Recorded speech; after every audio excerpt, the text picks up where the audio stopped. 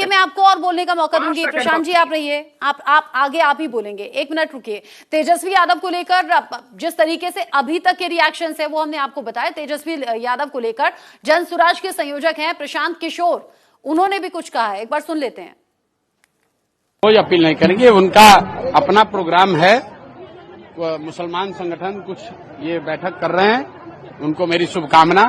वक्त पे जो हम लोग का स्टांस है हम लोगों ने पहले ही क्लियर कर दिया है, उसमें नई बात कुछ करने की नहीं है। लेकिन जन सुराज में हम लोग किसी जाति धर्म के नाम पर कोई बैठक, कोई मीटिंग, कोई सभा नहीं करते हैं। वो जो लोग कर रहे हैं उनके साथ हमारी शुभकामना। प्रशांत किशोर कह रहे हैं कि हमारी तो शुभकामनाएं हैं भाई, बिहार के लोगों के बीच में जो जा रहे हैं। और तेजस्वी यादव जिस तरीके से रैली कर रहे हैं, अच्छा तेजस्वी यादव रैली कर रहे थे और तेजस्वी यादव जिस वक्त पोडियम पर मौजूद थे, संबोधित कर रहे थे। चौहान जी अगर पॉसिबल है तो प्लीज आप कैमरा जूम करके दिखाइएगा। तेजस्वी यादव जिस वक्त मंच पर मौजूद थे, पोडियम पर मौजूद थे, उस वक्त एक ड्रोन उनके बहुत ज्यादा नजदीक आ गया। मैं मोबाइल से दिखाने की कोशिश करती हूँ, एक ड्रोन था जो कि उनके बिल्कुल नजदीक में आ गया। आप प्लीज जूम इन कीजिएगा। बहुत नजदीक आ गया और उसमें तेजस्वी यादव को झुकना पड़ा। ये वो मोबाइल पर पिक्चर्स हैं जो सामने आई हैं और यहाँ 7वें सेकंड पर अगर आप देखेंगे तो यहाँ तेजस्वी यादव आपको दिखेंगे। तेजस्वी यादव के ठीक पास में एक ड्रोन चला गया और ड्रोन जैसे ही उनके करीब आया, उन्हें ये देखिए ड्रोन आया और उन्हें झुकना पड़ा। और इसी बीच थोड़ी देर के लिए उन्हें अपना संबोधन रोकना भी पड़ा। ये देखिए ड्रोन आया, ये सफेद रंग का ड्रोन है। पोडियम पर खड़े हुए तेजस्वी यादव संबोधन दे ही रहे थे, उसी दौरान ये ड्रोन आ गया, उन्हें झुकना पड़ा। संबोधन थोड़ी देर के लिए रोका। दरअसल वक्फ कानून को लेकर जो सियासत गरमाई हुई है उसी पर अलग अलग पॉलिटिकल पार्टी रैलियां कर रही हैं और ये तेजस्वी यादव के ठीक नजदीक ड्रोन पहुंचा था। हालांकि ड्रोन कब्जे में ले लिया गया है और अब ये जांच चल रही है कि आखिर ये ड्रोन इतना नजदीक कैसे आ गया। ये जो आयोजक करता थे उनसे भी अब पूछताछ होगी और ये देखा जाएगा कि कहीं कुछ सस्पिशियस तो इसमें नहीं है। प्रभात जी इससे पहले आप बात कर रहे थे, आप अपनी बात भी पूरी कर लें प्लीज, और साथ ही साथ प्रशांत किशोर ने जो रिएक्शन दिया है उस पर अगर कुछ कहना है तो कह सकते हैं। जरूर जरूर जरूर, मैं जरूर प्रशांत किशोर जी के रिएक्शन पर बोलना चाहता हूँ। रचना जी मैं आपको बताता हूँ, 2015 से लेकर के 2019 तक प्रशांत किशोर जी क्या कर रहे थे।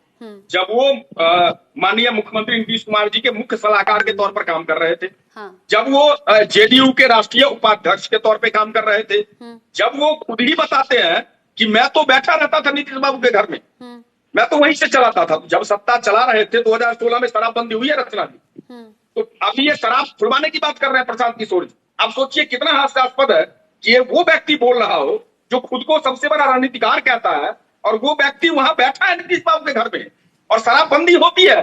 और आज उस शराबबंदी के बारे में 19 तक रहे हैं वो नीतीश जी के साथ, आज वो डिफरेंट बयान दे रहे हैं, कह रहे हैं शराबबंदी हम हटाएंगे। इनके तो कथनी करनी में बहुत सारा अंतर है, मैं इसमें जाना भी नहीं चाहता। मैं तो शराबबंदी पर सुनते ही हंस पड़ूंगी ना, मतलब पार्टियां बदल गई, सत्ता बदल गई, शराबबंदी तो कभी हुई नहीं। बिहार में शराब तो चलती रहती है, मौतें भी होती है इनफैक्ट बड़ी संख्या में। नहीं बिल्कुल रचना जी, ये बहुत ही दुर्भाग्यपूर्ण है। हाँ। मैं इससे पहले भी इस बात को रखा हूं, बिहार की जनता का है ना। नहीं, आज तो सबसे बड़ा जो मुद्दा है बिहार का, मैंने कहा मुद्दों पे चुनाव होंगे और ये मुंह की खाएंगे भाजपा और जेडीयू वाले। पूछिए क्यों? इनके पास में ना तो ये एनडीए जो है ना, ये इसके पास में कोई डेटा नहीं होता, नो डेटा अवेलेबल पार्टी है ये। अरे क्या बात कर दी आपने, बीजेपी तो जानी इसलिए जाती है, वो तो साल भर चुनावी मोड में रहती है, ग्राउंड पर जाकर काम कर रही है, ये खासियत है।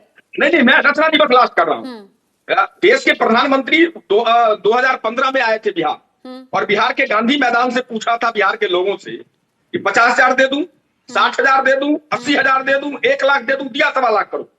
आज बिहार की जनता 2025 में 10 वर्षों के बाद पूछ रही है कि प्रधानमंत्री जी 10 वर्षों पूर्व जो आपने पटना के ऐतिहासिक गांधी मैदान से बिहार के लोगों को छलने का काम किया, कुत्सित प्रयास था वो, यहाँ यही नहीं रुके थे वो, उन्होंने तो डीएनए पूछ लिया था नीतीश बाबू का। बिहार के लोगों का डीएनए पूछते रहते थे प्रधानमंत्री जी। तो अगर आप जो अभी चर्चा कर रही है, बिहार में आज चर्चा है पलायन, जो बिहार का अभिशाप है, फ्लड जो बिहार का अभिशाप है। बिहारियों को क्या चाहिए? अपनी धरती पर स्वरोजगार, अपनी धरती पर काम, ये उनके लिए सबसे बड़े स्वाभिमान का विषय है, जिसको देने में ये बिल्कुल असक्षम रहे हैं। हमारी 17 महीने की सरकार थी रचना दी, हमने 10 लाख लोगों को रोजगार देने का काम किया, आज उस पर भी ये कुंडली मार के बैठ गए हैं। ये तो ऐसे लोग हैं। आज आप समझिए बीपीएससी की हालत क्या है। आप देखिए यूनिवर्सिटी की हालत देखिए रचना जी, आप जाइएगा यूनिवर्सिटी के अंदर, जो हमारे वो बच्चे जो चाणक्य बन सकते हैं, आर्यभट्ट बन सकते हैं, विद्यापति दिनकर बन सकते हैं, उन बच्चों का भविष्य के साथ ये जो खिलवाड़ कर रहे हैं। आप जाइए बिहार के किसी विश्वविद्यालय में, आप किसी भी प्लेटफॉर्म पर चले जाइए, रेलवे प्लेटफॉर्म पर बिहार के, आज भी आपको बोरियों में भर भर के लोग दिल्ली, पंजाब, कलकत्ता, गुजरात जाते हुए मिल जाएंगे। मैं इनकार नहीं कर रही, मैं इन सभी इश्यूज से इनकार नहीं कर रही, लेकिन मेरा सवाल मैं फिर वही सवाल पूछूंगी ना। बिहार के लोग, भोले भाले लोग, पार्टियों पर, नेताओं पर भरोसा करते हैं, बेचारे वोट डालने भी जाते हैं, लेकिन फिर उनके साथ तो धोखा हो जाता है ना। जोड़ तोड़ की राजनीति के चलते सत्ता बनती है, सत्ता परिवर्तन होता है और वादे सिर्फ वादे रह जाते हैं, मतलब कोरे कागज पर लिखे हुए वादे, वो वादे कहीं पूरे होते हुए नजर आते नहीं है। लेकिन क्या पूरे हो सकते हैं रविशंकर जी? आप देखो पिछले 30 साल अच्छा रविशंकर जी, और चूंकि तेजस्वी के एकदम नजदीक ड्रोन आया है, तो अगर उस पर रिएक्शन हाँ मैं उस पे भी देखिए, ये तीसरी घटना है इस तरह की। आपको याद होगा पहला उनके काफिले से एक ट्रक जो है उसमें टकराया था कुछ समय पहले। दूसरी घटना हुई है उनके आवास के बाहर जो गोलीबारी हुई थी। मैं ये नहीं कह रहा हूं कि किसी तरह से वो निशाना थे, लेकिन ये घटना हुई है। और ये तीसरी घटना है जब वो सभा को संबोधित कर रहे हैं तो कोई ड्रोन आके उनके पोडियम से टकरा जाता है। तो फिर भी ये कुछ कहना मुश्किल है कि ऐसा क्यों हो रहा है। ये जांच का विषय है और इसमें मुझे लगता है राज्य सरकार और जो जांच एजेंसियां हैं इसमें जांच करेंगी। ड्रोन जांच के लिए गया भी है जैसा कि आपने कहा। दूसरी बात, मैं जो स्थिति है इसमें बहुत ही स्पष्ट है कि भाई अगर एनडीए को बिहार के लिए कुछ करना था, और ये हमेशा से नीतीश जी की भी, जेडीयू की भी, हर पार्टी की मांग रही है कि विशेष राज्य का दर्जा बिहार को दिया जाए और एक बार एक इस तरह का सपोर्ट राज्य को मिले, एक स्पेशल स्टेटस देके, और फिर हम एक ऐसी स्थिति में आए जहां पे कि एक विकसित राज्य बनने का रास्ता हमारा प्रशस्त हो। लेकिन ऐसा कभी नहीं हो रहा। सिर्फ ये वादे होते हैं और वो भी जिस जुबान और जिस भाषा में होते हैं, जैसे बोली लगाई जा रही हो, कितना चाहिए, 50,000 करोड़, 60,000 करोड़, लो 125 करोड़ दिया, इस तरह की भाषा। और हम सबको पता है कि जो भी केंद्र सरकार राज्य सरकार को धन आवंटित करती है विकास के कार्यों के लिए, वो जनता के टैक्स के ही पैसे का होता है। लेकिन यहाँ क्या चलेगा, मोदी जी बिहार गए, सौगात लेके गए, तो ये सौगात इलेक्शन से 4-6 महीना पहले ही क्यों देते हो? 5 साल का समय होता है इन पैसे को आवंटित करने के लिए और विकास के काम के लिए, उसको आगे बढ़ाने के लिए। तो ये स्थिति जो है बहुत ही खराब है। अब ये लोग समझ भी रहे हैं और इसी वजह से कहीं ना कहीं, मैं फिर से ये बात रिपीट कर रहा हूं कि इसी वजह से कहीं ना कहीं दूसरे तरह के हथकंडे, जो ये नया एक बात और नोटिफिकेशन आया है इलेक्शन कमीशन का, ये कड़ी जुटती है कि बहुत सारे ये सारी बातें तो हैं। एक और पर्सनल चीज, पिछड़े लालू परिवार की एक और पर्सनल चीज पर मैं सवाल करना चाहूंगी, क्या तेज प्रताप यादव की चीजें भी चुनाव पर असर डालेंगी और इससे निपटने की तैयारी अब आरजेडी ने कैसे की है? नहीं, मुझे नहीं लगता कि कोई इसमें असर डालेगी, या ठीक है वो जैसे बहुत सारे लोग जनसंवाद कर रहे हैं, वो भी एक निर्वाचित एमएलए हैं, तो वो लोगों से मिल रहे हैं, अपने क्षेत्र के लोगों से मिलना, उनकी समस्याएं दूर करना, ठीक है, इसमें कोई। लेकिन कुछ एक्सपर्ट्स ये कह रहे थे, कुछ राजनीतिक विश्लेषक ये कह रहे थे, कुछ चुनावी एक्सपर्ट्स ये कह रहे थे कि तेज प्रताप यादव के खिलाफ जो फैसला किया गया उससे आरजेडी टूट सकती है, दो धड़ों में बढ़ सकती है और असर हो सकता है चुनावों में। नहीं, मुझे ये तो एक हास्यास्पद बात है। अभी आपको या बाकी लोगों को क्या देख के ऐसा लग रहा है क्या कि इसका कोई असर हो रहा है पार्टी पे? चुनावी तैयारियों में आपकी पार्टी लगी होगी, ग्राउंड पर जा रहे होंगे, हम लोग स्पष्ट हैं, मतलब आपके हिसाब से कोई दिक्कत नहीं है? का फैसला था जिसको पार्टी ने माना, और पार्टी के पास सिर्फ अभी वही काम नहीं है कि एक नेता के विरुद्ध कोई फैसला लिया माननीय अध्यक्ष जी ने, तो वही मुद्दा बना रहे। दिन एक रात नेता चुनाव की तैयारी में लोग लगे हुए हैं ठीक और है। इसका कोई असर बहुत निकट या दूरगामी बहुत लाइटर कुछ मोड पर आपने कह दिया कि एक नेता के खिलाफ। भाई लालू प्रसाद यादव के बेटे हैं, परिवार का हिस्से हैं। खैर आने वाले वक्त में इसका असर होगा या नहीं, तेज प्रताप यादव के जो समर्थक हैं वो नाराजगी अपनी जाहिर करेंगे या नहीं, या किस तरीके से चुनावी इस माहौल में ये फैसला असर डालता है, देखना दिलचस्प होगा। लेकिन राजेश सिंह जी, ओवरऑल आप बताइए, क्योंकि बीजेपी को लेकर जैसे मैंने पहले भी कहा कि बीजेपी तो साल भर चुनावी मोड में रहती है, एकदम चुनावी तैयारियां, ग्राउंड पर जाना, काम करना। अब बीजेपी को लेकर कहा यह जा रहा है कि यहां तो असदुद्दीन ओवैसी और तेजस्वी हाथ मिला सकते हैं एम फैक्टर यानी कि मुस्लिम वोटर्स को साधने के लिए, लेकिन बीजेपी ने एक और एम फैक्टर तैयार किया है और ट्रिपल एम पर काम किया है, जिसमें मोदी, महिला और मंदिर, इन चीजों का बड़ा जिक्र है। और बीजेपी ने कमर कस ली है कि कैसे इस एम फैक्टर का तोड़ निकालना है। देखिए, हमारा मोदी मॉडल की बात नहीं है। नीतीश जी और मोदी मॉडल में क्या है कि हम आयुष्मान कार्ड जो कभी गरीब कल्पना नहीं कर सकता था ना, उसमें हमारे मुसलमान भाई भी सबसे ज्यादा इलाज करा रहे हैं 5 लाख के, और इंडिया के किसी भी बड़े हॉस्पिटल में इलाज करा रहे हैं। ये मोदी मॉडल का देन है। आप उज्ज्वला योजना के तहत जो हमारी माँ बहन है, आप देखे होंगे कि क्या उनको बेनिफिट हुआ है। यही कांग्रेस काल था कि लोग जिस दिन सिलेंडर लेने जाता था ना, तो 10 घंटा वेट करके एक सिलेंडर लेके आता था। आप अभी कह रहे थे चुनाव पर क्वेश्चन उठा रहे थे, तो अभी जम्मू कश्मीर में आप देखे होंगे कि जो ब्रिज बना है चिनार नदी पर, आप वहां के जो हमारी सरकार वहां नहीं है, लेकिन वहां के अभी वहां के मुख्यमंत्री उमर अब्दुल्ला और उनके पिताजी जो ट्रेन से जा रहे थे, विकास की क्या गाथा गाए हैं। और चुनाव के रिजल्ट आने के बाद सीधा उनका प्रेस के साथ कहते कि निष्पक्ष और साफ सुथरी चुनाव जो है सो हुई है। चुनाव आयोग को मैं धन्यवाद देता हूँ। तो देखिए, होने का बहाना हो तो कोई भी बहाना हो सकता है।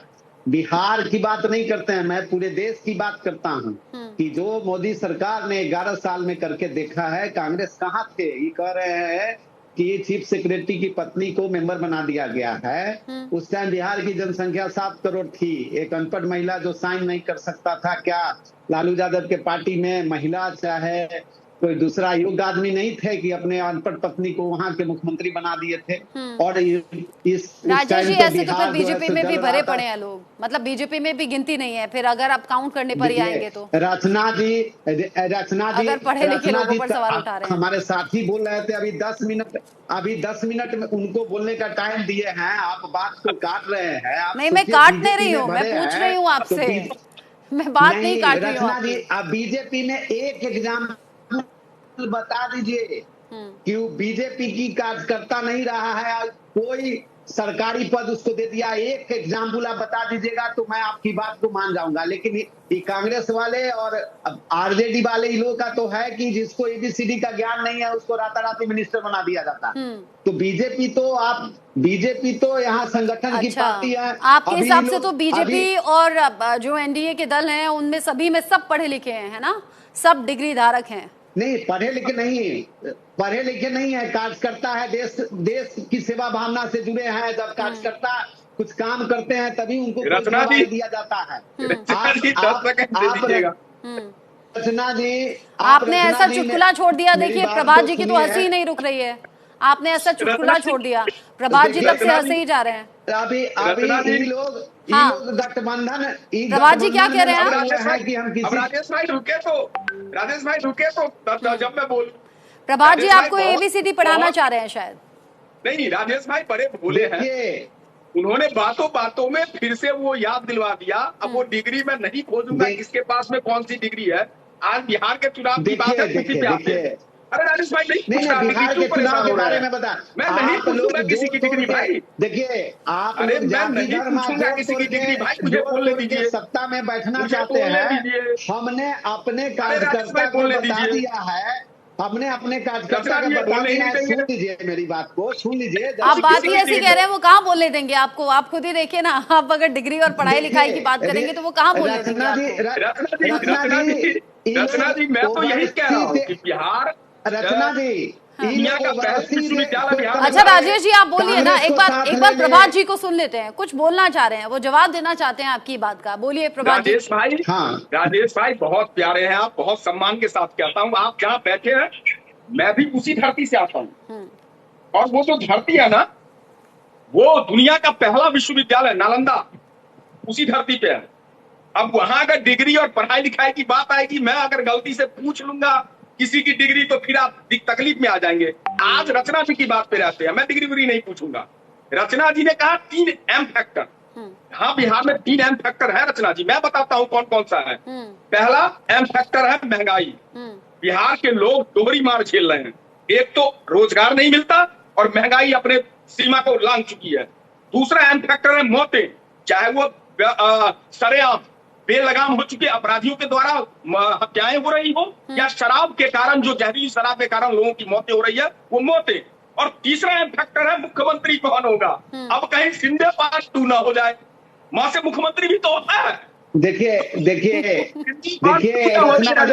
अगर आपने मुख्यमंत्री का नाम ले दिया, एक सेकेंड, क्योंकि आपने ट्रिपल एम में एक मुख्यमंत्री का नाम भी ले दिया, तो राजेश जी से पूछना बनता है, राजेश जी से पूछना बनता है, क्योंकि कल ही ताजा नीतीश कुमार का एक वीडियो है जो बड़ा वायरल हो रहा है, जो मंच से धक्का देने वाला है। राजेश जी, मुझे बताइए, क्या अगर बीजेपी एनडीए सत्ता में वापसी कर रही है तो आपका मुख्यमंत्री फेस कौन होने वाला है? पूछिए, मैं चुप हो जाता हूँ। राजेश जी देखिए, मैं नीतीश जी के नेतृत्व में चुनाव लड़ रहे हैं। हमारे नेता मुख्यमंत्री नीतीश कुमार ही हैं। ये हमारे टोटल सीधा मैनिफेस्टो है कि हम नीतीश जी के नेतृत्व में चुनाव लड़ रहे हैं। हमारे नेता मुख्यमंत्री नीतीश कुमार हैं। मैं सीधी बात करता हूँ।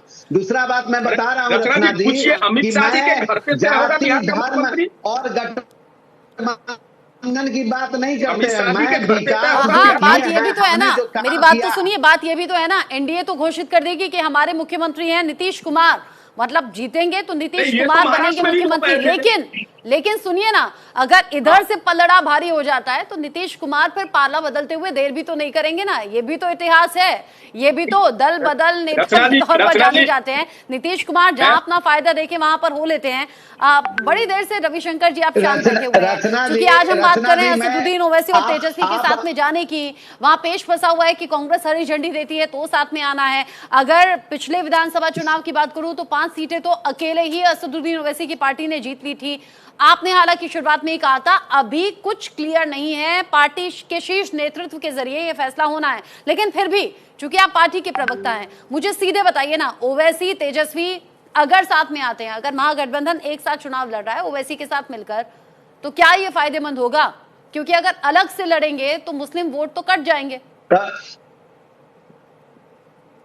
देखिए रचना जी, मैं आपको सीधी बात बता देता हूँ। यहाँ 2 चीज का है कि हम लोग जो चुनाव, जो हमने जो काम किया है 20 साल नीतीश जी और भारतीय जनता पार्टी ने, हम लोग बूथ स्तर पर जाके अपने कार्यकर्ता को कह दिया है, शिक्षा का क्षेत्र हो, विकास का क्षेत्र हो, लॉ एंड ऑर्डर की क्षेत्र हो, बिहार में जो काम चल रही है उसका है, जो प्रति व्यक्ति आय की बात हो, तो जो प्लानिंग चल रही है, जो हमने मेडिकल में क्षेत्र में 6 यूनिवर्सिटी अभी काम कर रही है, मेट्रो आ गई है, एम्स 2 चालू हो गया है, बहुत सारा जो काम किए हैं, जो हमने महिला के आरक्षण दिए हैं, अति पिछड़ा के बेटी जिला परिषद का चेयरमैन है, हर चीज पर जो हमने काम किया है, जाति धर्म छोड़ के हम अपने कार्यकर्ता को बता दिए हैं कि हम अपने विकास जी के नेतृत्व में चुनाव।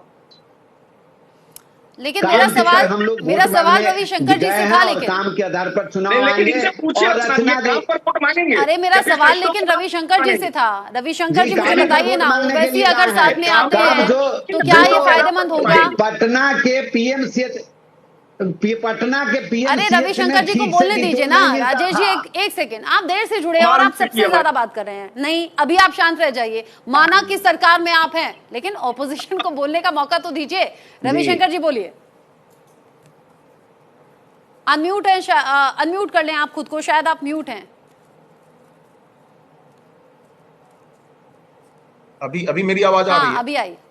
हाँ, नहीं, ये बात आपने ठीक कहा कि 5 सीटें थी पिछले चुनाव में, लेकिन वो साथ में चुनाव लड़े तो हमें कोई ऐसा नहीं है कि बहुत ज्यादा लैंडस्लाइड कोई फायदा हो जाएगा। हाँ। और अगर वो अलग चुनाव लड़े तो सोच हमें समझ कर कोई बोलिएगा, भारी कहीं और वैसे तो भयानक बुरा ना नुकसान हो लग जाए। जाएगा, ऐसा भी नहीं है।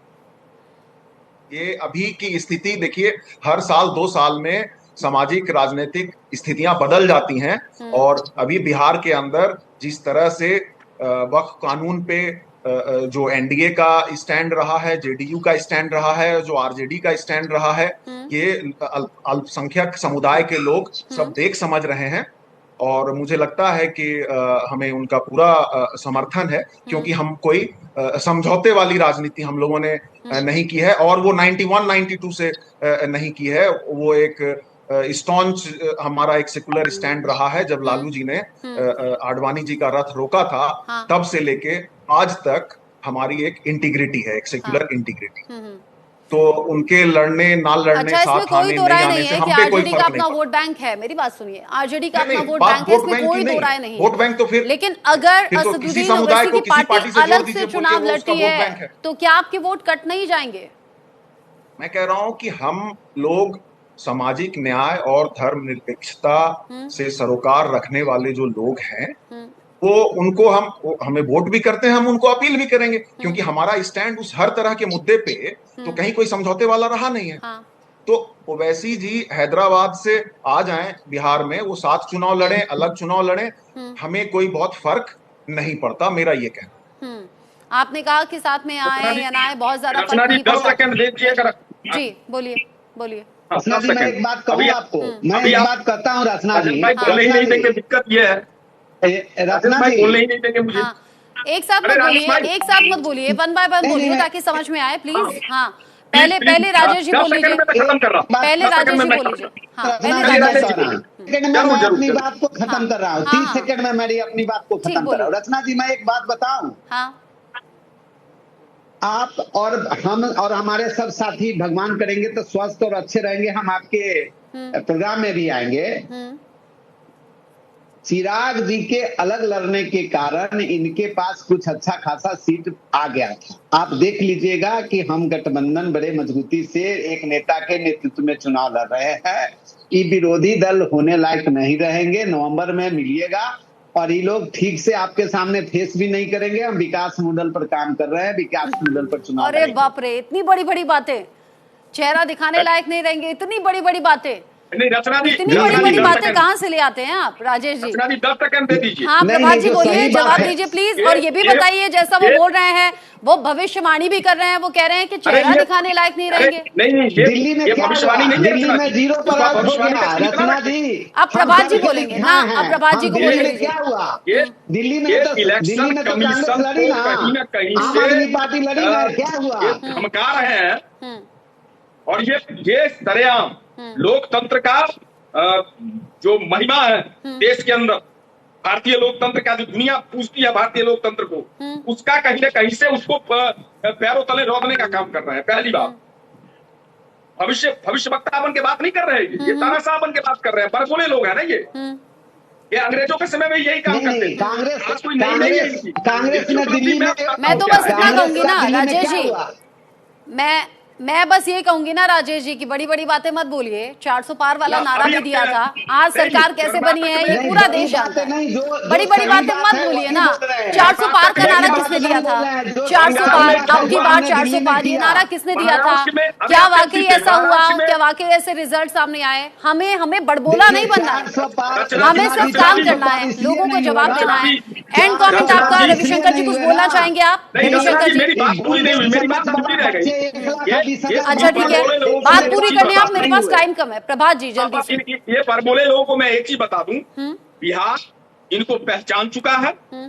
आज तक बिहार के साथ जो छल इन्होंने किया, ये बरबोलापन बिहार में नहीं चलेगा रचना जी। ये तो 400 पार और बंगाल में भी 200 पार जा रहे थे। मतलब इनका काम है ये परसेप्शन क्रिएट करते हैं। लेकिन बिहार प्रबुद्ध भूमि है, आप कह रहे हैं कि बिहार के जा रहा लोग हूं। सबकी बातें सुन रहे हैं, मैं भी ये कह रही हूँ, बिहार की जनता वादे सबके सुन रही है, काम भी सबके देख लिए और अपने बुद्धि विवेक का इस्तेमाल ये करते अहंकार भी हुए देख वो रही वोट है। से जवाब देगी। बिल्कुल बिल्कुल ये देगी। अहंकार भी आप देख सभी रही का है। बहुत शुक्रिया, राजेश जी, प्रभात जी, रविशंकर जी, बहुत शुक्रिया इस डिस्कशन में साथ में रहने के लिए। देखना दिलचस्प रहेगा ओवैसी का जो ऑफर है कि वाकई तेजस्वी स्वीकार कर लेते हैं और अगर साथ में आते हैं तो वो जो मुस्लिम वोट बैंक साथ में जाएगा फायदा पहुंचाएगा या उसमें भी बीजेपी कोई एस्केप रूट ढूंढ लेगी, एनडीए के लिए मुश्किल होगी या आसानी, वक्त बताएगा। एक छोटा सा ब्रेक ले रहे हैं, लौटेंगे।